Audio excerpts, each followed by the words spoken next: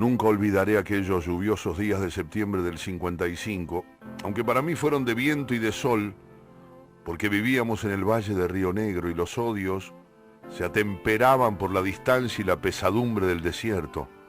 Mandaba el general y a mí me resultaba incomprensible que alguien se opusiera a su reino de duendes protectores. Mi padre, en cambio, llevaba 10 años de amargura, corriendo por el país del tirano que no lo dejaba crecer. Una vez me explicó que Frondizi había tenido que huir al Uruguay para salvarse de las hordas fascistas, y se quedó mirándome a ver qué opinaba yo, que tendría 9 o 10 años. A mí me parecía cómico un tipo de calzoncillos, a lunares nadando por el río de la Plata, perseguido por comanches y bucaneros con el cuchillo entre los dientes. No nos entendíamos. Mi peronismo, que duró hasta los 13 o 14 años, era una cachetada a la angustia de mi viejo, un sueño irreverente de los tiempos de Vita Capitana. Años después me iba a notar al lado de otros perdedores, pero aquel año en que empezó la tragedia escuchaba por la radio la marcha de la libertad y las bravuconadas de ese miserable que se animaba a levantarse contra la autoridad del general. El tipo todavía era contraalmirante y no se sabía nada de él, ni siquiera que había sido cortesano de Eva.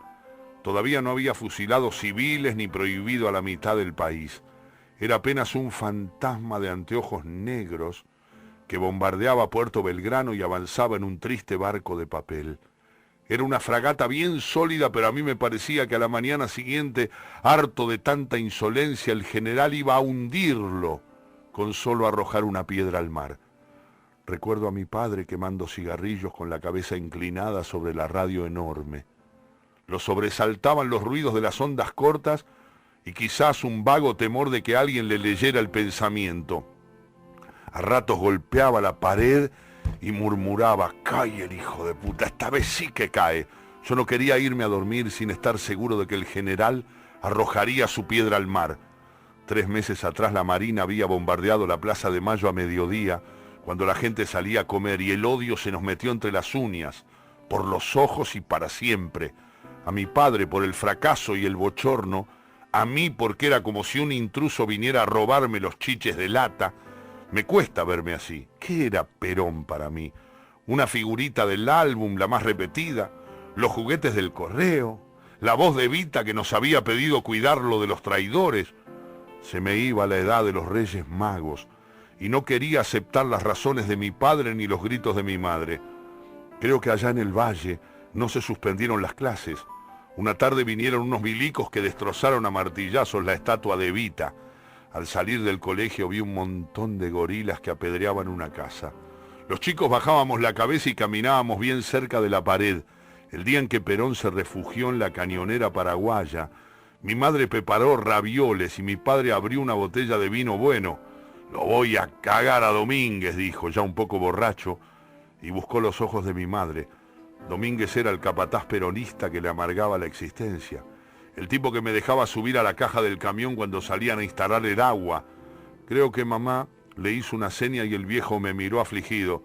«¿Por qué me salió un hijo así?», dijo, y me ordenó arrancar el retrato de Vita que tenía en mi pieza. Lonardi hablaba por radio, pero el héroe era Isaac Rojas. Para convencerme, mi padre me contaba de unos comunistas asesinados y otra vez de Frondizi en calzoncillos. No les tenía simpatía a los comunistas, pero ya que estaban muertos, ¿por qué no acordarse de ellos?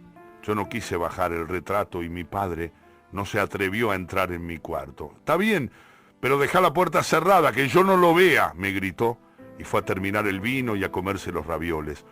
Fue un año difícil. Terminé mal la primaria y empecé mal el industrial de Neuquén. Hasta que Rodolfo Walsh publicó Operación Masacre, no supimos de los fusilamientos clandestinos de José León Suárez ordenados por Rojas. Mi viejo seguía enojado con Perón, pero se amigó con el capataz Domínguez. Alguien vino a tentarlo en nombre de Balbín. En ese entonces yo me había puesto del lado de Frondizi, tal vez por aquella imagen del tipo en calzoncillos que se aleja nadando hacia la costa de Uruguay. Y entonces mi padre se negó a entrar en política. En el verano del 58 empecé a trabajar en un galpón donde empacaban manzanas para la exportación, y en febrero la huelga más terca de los tiempos de la Revolución Libertadora. Largas jornadas en la calle, marchas, colectas y asados con fútbol mientras el sindicato prolongaba la protesta.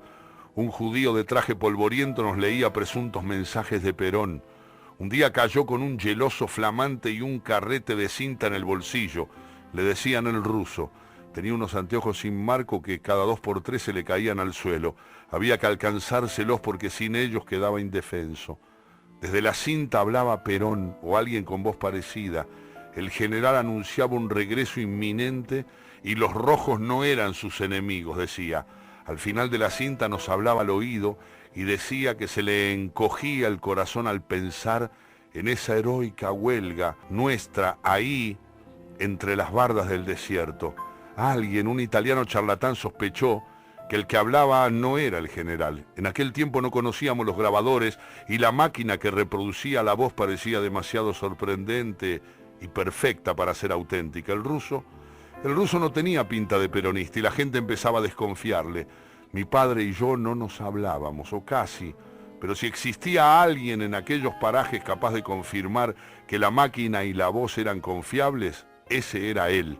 Le conté lo que pasaba y en nombre de la asamblea le pedí que verificara si era auténtico el geloso del ruso. Todavía lo veo llegar, levantando polvareda con la tehuelche que me había ayudado a comprar, esquivó las barreras que habíamos colocado para cortar el camino y se metió en el pajonal porque venía clandestino. Al principio todos lo miraron feo por su aspecto de radical del pueblo.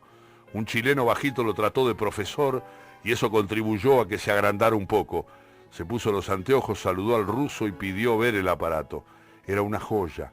Apenas conocíamos el plástico y aquello era todo de plástico. Mi viejo lo miraba como aturdido, con cara de no entender un pito de voces grabadas y perillas de colores.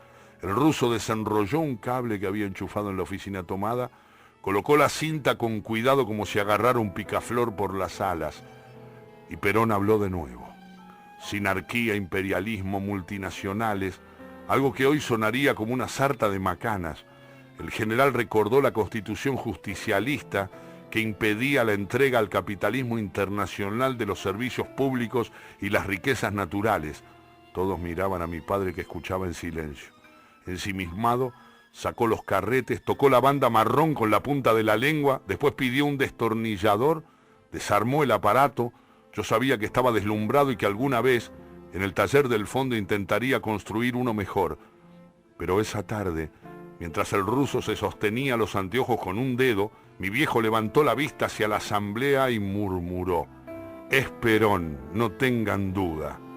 Rearmó el geloso pieza por pieza mientras escuchaba la ovación sonriente como si fuera para él. Yo le miraba la corbata raída y las uñas limpias. Aquel hombre podía reconocer la voz de Perón entre miles, con ruido de fondo y bajo fuego de morteros.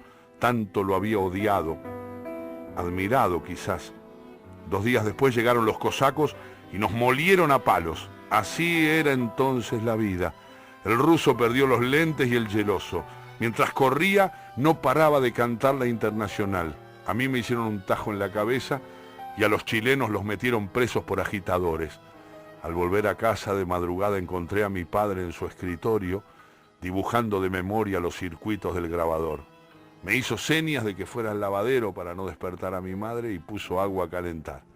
Allá en el patio, frente al taller en el que iba a reinventar el geloso, me ayudó a lavar la herida, me hizo un vendaje a la Bartola porque no sabía de esas cosas y me dijo: «Parece mentira. Antes cada cosa estaba en su lugar. Ahora, en cambio, me parece que son las cosas las que están en lugar nuestro». Y no me habló más del asunto.